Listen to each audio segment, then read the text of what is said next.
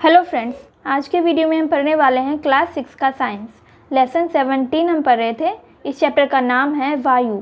इस चैप्टर का पार्ट 1 का वीडियो अपलोड हो चुका है। आपको उस वीडियो का लिंक इस वीडियो के नीचे डिस्क्रिप्शन बॉक्स में मिल जाएगा एंड सारे वीडियोस प्लेलिस्ट में अवेलेबल होते हैं, तो आप वहां जाकर भी देख सकते हैं। पिछले वीडियो में हमने पेज नंबर 194 तक पढ़ा था। यहाँ तक हमने पढ़ लिया था नाइट्रोजन तक। आज के वीडियो में हम यहाँ से पढ़ेंगे एंड इस चैप्टर में दिए गए क्वेश्चंस को भी सॉल्व करेंगे। तो हम पढ़ रहे थे कि वायुमंडल में क्या क्या मौजूद होता है। तो वायुमंडल में कई प्रकार की गैसें होती है, धूलकण होता है और जलवाष्प होता है। तो पिछले वीडियो में हमने जलवाष्प और गैसों के बारे में पढ़ा था। आज के वीडियो में हम धूलकण के बारे में पढ़ेंगे। धूलकण को भी क्रियाकलाप के द्वारा ही समझाया गया है। चलिए देखते हैं क्रियाकलाप। अपने विद्यालय या घर में धूप वाला एक कमरा खोजें। सारे दरवाजे तथा खिड़कियां बंद कर दें तथा पर्दे आदि डालकर कमरे में पूरा अंधेरा कर दें। जिस दिशा से सूर्य का प्रकाश आ रहा है उस ओर के दरवाजे या खिड़की को बिल्कुल थोड़ा सा खोलें, जिससे सूर्य का प्रकाश एक पतली सी झिर्री यानी कि छेद के द्वारा कमरे में अंदर आ सके। अंदर आते हुए सूर्य की किरणों को सावधानी पूर्वक देखें। क्या आप देख सकते हैं कि सूर्य की किरणों में कुछ छोटे छोटे चमकीले कण तेजी से घूम रहे हैं? ये कण क्या हैं? जब आप ये क्रियाकलाप करेंगे, जब आप अपने कमरे या फिर स्कूल में कमरे को पूरा अंधेरा करके एक छोटा सा छेद रखेंगे जिससे सूर्य की किरणें आ सके, और जब आप उस सूर्य की किरणों को देखेंगे तो आप देखेंगे उसमें कि उसमें धूल कण तैर रहे होते हैं। ठीक है, धूल कण इधर उधर घूम रहे होते हैं। आप अपने घर में कागज का टुकड़ा यानी कि तेल लगा कागज का टुकड़ा कोने में रख दें। एक दिन बाद उसे ध्यानपूर्वक हैंड लेंस से देखें। क्या तैलीय सतह पर धूल कण चिपके हुए दिखाई पड़ते हैं? सर्दियों में आपने पेड़ की पत्तियों से छान कर आते हुए सूर्य के प्रकाश को देखा होगा, जिसमें धूल कण नीचे नाच करते प्रतीत होते हैं। सूर्य की किरणों को जब आप देखेंगे तो उसमें आपको धूल कण नजर आएगा। यह दर्शाता है कि वायु में धूल के कण भी उपस्थित होते हैं। वायु में धूल के कण समय तथा स्थान के साथ बदलते रहते हैं। जब हम नाक से सांस लेते हैं तो हम वायु अंदर लेते हैं। धूल के कणों को श्वसन तंत्र में जाने से रोकने के लिए हमारी नाक में छोटे छोटे बाल तथा श्लेष्मा नाम की पतली नमदार झिल्ली होती है। हमारे नाक में छोटे छोटे बाल और श्लेष्मा नाम की पतली एकदम नरम झिल्ली होती है, धूल कणों को हमारे नाक में हमारे अंदर जाने से रोकती है। क्या आप उस पल को याद कर सकते हैं जब आपके अभिभावक ने आपको मुंह से सांस लेने के कारण डांटा हो? अगर आप मुंह से सांस लेंगे तो हानिकारक धूल के कण आपके शरीर में प्रवेश कर जाएंगे। इससे हम यह निष्कर्ष निकालते हैं कि वायु में कुछ गैसें, जल वाष्प तथा धूल के कण विद्यमान होते हैं। वायु में मुख्यतः नाइट्रोजन, ऑक्सीजन, थोड़ी मात्रा में कार्बन डाइऑक्साइड तथा इससे भी कम मात्रा में अन्य गैसों का मिश्रण होता है। तथापि वायु की संरचना में स्थानीय भिन्नता हो सकती है। हम देखते हैं कि वायु में नाइट्रोजन तथा ऑक्सीजन की मात्रा अधिक होती है। वास्तव में ये दोनों गैसें मिलकर वायु का 99% भाग बनाती है। नाइट्रोजन 78% होता है और ऑक्सीजन 21% होता है, और शेष का 1% गैस में कार्बन डाइऑक्साइड और कुछ अन्य गैसें होती है जैसे कि आर्गन, नियॉन वगैरह, और इसके अलावा जलवाष्प और धूलकण मौजूद होते हैं। अब यहाँ पर एक क्वेश्चन है, पानी तथा मिट्टी में रहने वाले जीवों और पौधों को ऑक्सीजन कैसे मिल पाती है? क्योंकि पानी और मिट्टी में दोनों में ऑक्सीजन मौजूद होता है, दोनों में ही हवा मौजूद होती है, इसलिए पानी और मिट्टी में रहने वाले जीव ऑक्सीजन ले पाते हैं। अब इसको यहाँ पर इस क्रियाकलाप के द्वारा समझाया गया है। क्रियाकलाप 8 है। बीकर या परख नली में थोड़ा सा पानी लीजिए, धीरे धीरे गर्म कीजिए। पानी के उबलने से पहले सावधानी पूर्वक पात्र के अंदर की सतह को देखिए। पानी के उबलने से पहले, जब पानी उबलने वाला होता है उससे पहले ही जब आप पानी को देखेंगे तो उसमें छोटे छोटे बुलबुले नजर आते हैं। क्या आप छोटे छोटे बुलबुले इससे चिपके हुए देखते हैं? तो उसमें छोटे छोटे बुलबुले नजर आते हैं। ये बुलबुले पानी में घुली हुई वायु के कारण बनते हैं। पानी में जो वायु होता है, तो इसलिए जब हम पानी को गर्म करते हैं तो वो वायु बुलबुले के रूप में बर्तन पर चिपक जाता है। जब आप पानी गर्म करते हैं तो घुली हुई वायु बुलबुलों के रूप में बाहर आती है। आप पानी को यदि और गर्म करते हैं तो पानी वाष्प में परिवर्तित हो जाता है और अंततः उबलने लगता है। अब बर्तन को ढककर पानी को ठंडा होने दीजिए। जब पानी ठंडा हो जाए तो उनमें एक छोटी मछली तीव्रता से डालकर ढक दीजिए। अब मछली का क्या होता है? हाँ, मछली छटपटाती है। यदि उस पानी से निकाल कर दूसरे पानी या एक्वेरियम में नहीं रखें तो मछली मर भी सकती है। इससे स्पष्ट होता है कि जो जीव पानी में रहते हैं वे श्वसन के लिए पानी में घुली हुई ऑक्सीजन का उपयोग करते हैं। तो इस क्रियाकलाप से हमें क्या समझ में आया कि पानी में ऑक्सीजन होता है। जब हम पानी को उबालते हैं तो पानी का जो वायु होता है, ऑक्सीजन जो होता है, वो बर्तनों पर चिपकने लगता है गर्म करने के दौरान। इसीलिए जब हम पानी को ठंडा करके उसमें मछली को डालते हैं तो मछली उसमें सांस नहीं ले पाती है, क्योंकि उसमें वायु नहीं होता है। ठीक है, अब दूसरा क्रियाकलाप हम लोग देखते हैं। यहाँ पर सावधानी भी दिया गया है। ध्यान रखें, अनावश्यक मछलियों को नहीं मारना है। जो जीव गहरी मिट्टी के अंदर रहते हैं उन्हें भी सांस लेने के लिए ऑक्सीजन की आवश्यकता होती है। वे जीव श्वसन क्रिया के लिए आवश्यक वायु कहाँ से प्राप्त करते हैं? तो अब उसी क्रियाकलाप के बारे में हम लोग जानने वाले हैं कि जो जीव मिट्टी में रहते हैं आखिर वो सांस कैसे लेते हैं, उन्हें ऑक्सीजन कहाँ से मिलती है।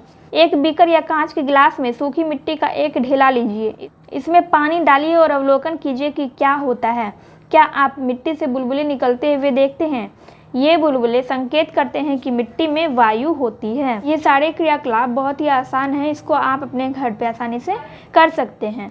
जब मिट्टी के ढेले पर पानी डाला जाता है तो उसमें विद्यमान यानी कि उसमें मौजूद वायु विस्थापित हो जाती है, जो बुलबुलों के रूप में दिखाई देती है।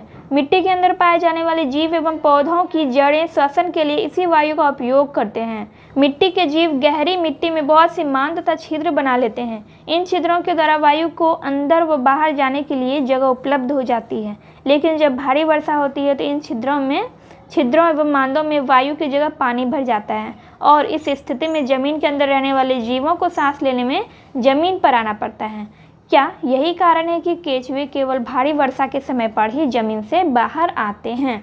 आपने देखा होगा कि बारिश के टाइम पे केंचुए जमीन से बाहर आ जाते हैं। इसका कारण यही है कि भारी वर्षा होने की वजह से उस छिद्रों में जिसमें केंचुए रहते हैं उसमें पानी भर जाता है, इसलिए केंचुए बाहर आ जाते हैं। क्या आपने कभी यह सोचा है कि सारे जीवों द्वारा ऑक्सीजन का उपयोग करने के बावजूद वायुमंडल की ऑक्सीजन समाप्त क्यों नहीं होती? वायुमंडल में ऑक्सीजन की संतुलित मात्रा कौन बनाए रखता है? सभी जीव ऑक्सीजन का उपयोग करते हैं, लेकिन फिर भी वायुमंडल का ऑक्सीजन खत्म नहीं होता। इसका कारण यह है कि इसका साइकिल हमेशा चलता रहता है। ठीक है, पेड़ पौधे वायुमंडल में ऑक्सीजन की संतुलित मात्रा बनाए रखने में बहुत सहायता करते हैं। हम लोग दिन में ऑक्सीजन गैस लेते हैं, अपनी सांस के द्वारा ऑक्सीजन लेते हैं और कार्बन डाइऑक्साइड छोड़ते हैं। वहीं पेड़ पौधे रात के टाइम पे ऑक्सीजन लेते हैं और कार्बन डाइऑक्साइड छोड़ते हैं। यानी कि दिन के समय में पेड़ पौधे कार्बन डाइऑक्साइड गैस अपने अंदर लेते हैं और ऑक्सीजन छोड़ते हैं। तो ये साइकिल चलता रहता है। इसी से वायुमंडल में ऑक्सीजन की संतुलित मात्रा बनी रहती है। अब यहाँ पे क्वेश्चन है कि क्या जंतुओं की भांति पौधे भी श्वसन के लिए ऑक्सीजन लेते हैं? तो जैसा कि मैंने आपको बताया कि पेड़ पौधे रात के समय में ऑक्सीजन लेते हैं और कार्बन डाइऑक्साइड छोड़ते हैं, और मनुष्य और बाकी के जीव जंतु जो हैं दिन के समय में ऑक्सीजन लेते हैं और कार्बन डाइऑक्साइड छोड़ते हैं। तो ये साइकिल चलता रहता है, तो इसलिए वायुमंडल में ऑक्सीजन की संतुलित मात्रा बनी रहती है। अब हम यहाँ पर देखते हैं कि हमने इस चैप्टर से क्या क्या सीखा है। पृथ्वी के चारों ओर वायु के परत को वायुमंडल कहते हैं। वायु स्थान घेरती है। वायु गैसों का मिश्रण है। वायु में 78% नाइट्रोजन, 21% ऑक्सीजन तथा शेष 1% कार्बन डाइऑक्साइड एवं अन्य गैसें हैं। वायुमंडल में जलवाष्प और धूलकण भी होता है। मछलियाँ जल में घुले ऑक्सीजन का उपयोग सांस लेने में करती है। अब यहाँ पर कुछ क्वेश्चंस दिए गए हैं, चलिए हम क्वेश्चंस को सॉल्व करते हैं। श्वसन के लिए आवश्यक होती है जल, वायु, आग या खुली जगह? तो इसका आंसर हो जाएगा वायु। पर्वतारोही ऊंचे पर्वतों पर चढ़ते समय किस गैस का सिलेंडर अपने साथ ले जाते हैं? ऑप्शन है नाइट्रोजन, ऑक्सीजन, कार्बन डाइऑक्साइड या ऑर्गन। तो इसका आंसर हो जाएगा ऑक्सीजन। वायु एक मिश्रण है। ऑप्शन है गैसों का, जल वाष्प का, धूल कणों का या उपयुक्त सभी का। इसका आंसर हो जाएगा उपयुक्त सभी का, क्योंकि वायु में गैस, धूलकण और जल वाष्प ये तीनों ही शामिल होते हैं। नेक्स्ट क्वेश्चन है मोमबत्ती का जलना वायु में उपस्थित किस गैस के कारण संभव है? ऑप्शन है कार्बन डाइऑक्साइड, नाइट्रोजन, आर्गन या ऑक्सीजन। तो इसका आंसर हो जाएगा ऑक्सीजन। चूना जल में फूंकने पर इसका दूधिया रंग में बदलना किस गैस के कारण होता है? ऑक्सीजन, नाइट्रोजन, कार्बन डाइऑक्साइड या क्लोरीन। तो इसका आंसर हो जाएगा कार्बन डाइऑक्साइड। क्वेश्चन है पृथ्वी के चारों तरफ घिरी हुई वायु की परत को डैश कहते हैं। इसका आंसर हो जाएगा वायुमंडल। नेक्स्ट है गोताखोर जब भी समुद्र में गहराई तक जाते हैं तब डैश गैस का सिलेंडर ले जाते हैं। तो इसका आंसर हो जाएगा ऑक्सीजन। वायु में नाइट्रोजन की मात्रा डैश प्रतिशत होती है। तो इसका आंसर होगा 78%। पौधे श्वसन में डैश गैस लेते हैं। इसका आंसर होगा कार्बन डाइऑक्साइड। कार्बन डाइऑक्साइड को हम CO2 भी लिख सकते हैं शॉर्ट फॉर्म में, ठीक है।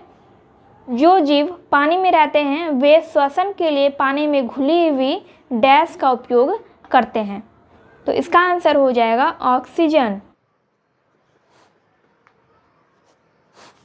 जो जीव पानी में रहते हैं वो सांस लेने के लिए पानी में घुली हुई ऑक्सीजन का उपयोग करते हैं।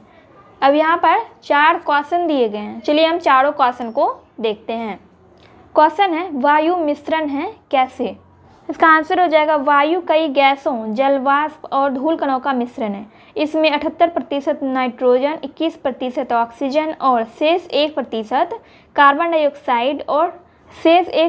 कार्बन डाइऑक्साइड और अन्य, यहाँ पे क्या लिखेंगे, अन्य गैस मिला होता है, ठीक है। तो वायु में ये सारी चीज़ें मिली हुई होती है, तो इस तरह हम कह सकते हैं कि वायु मिश्रण है। 4 नंबर का क्वेश्चन है कौन सी गैस श्वसन के लिए आवश्यक है। इसका आंसर हो जाएगा ऑक्सीजन श्वसन के लिए सबसे आवश्यक गैस है जो सभी प्राणियों द्वारा उपयोग में लाई जाती है। नेक्स्ट है उन क्रियाकलापों की सूची बनाइए जो वायु की उपस्थिति के कारण संभव है। यानी कि हमें ऐसे कामों की सूची बनाना है जिससे ये पता चले कि वो काम वायु की उपस्थिति के कारण ही हो रहा है। इसका आंसर हमने लिखा है वायु की उपस्थिति के कारण होने वाले क्रियाकलाप निम्न हैं। जैसे कि पहला है पेड़ पौधों का बढ़ना। तो ऐसा कैसे होता है, वायु की उपस्थिति के कारण ही होता है।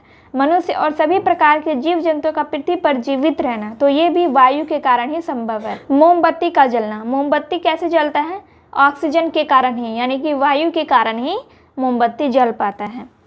नेक्स्ट और लास्ट क्वेश्चन है पौधे वायुमंडल में गैसों का संतुलन बनाने में सहायक होते हैं कैसे। इसका आंसर होगा पौधे वायुमंडल में गैसों का संतुलन बनाए रखने में बहुत महत्वपूर्ण भूमिका निभाते हैं। पौधे मनुष्यों द्वारा उत्सर्जित कार्बन डाइऑक्साइड को अवशोषित कर ऑक्सीजन छोड़ते हैं जिससे वायुमंडल का तापमान सामान्य रहता है। यह वर्षा कराने में सहायक होता है जिससे वायुमंडल में कार्बन डाइऑक्साइड की अधिकता नहीं होती है, जिससे वायुमंडल में गैसों का संतुलन बना रहता है। सो फ्रेंड्स, हमारा चैप्टर 17 कंप्लीट हो चुका है। चारों क्वेश्चन भी हमने सॉल्व कर लिया है। ये वीडियो अगर हेल्पफुल लगी हो तो वीडियो को लाइक कीजिए, कमेंट कीजिए और अपने दोस्तों के साथ वीडियो को शेयर कीजिए।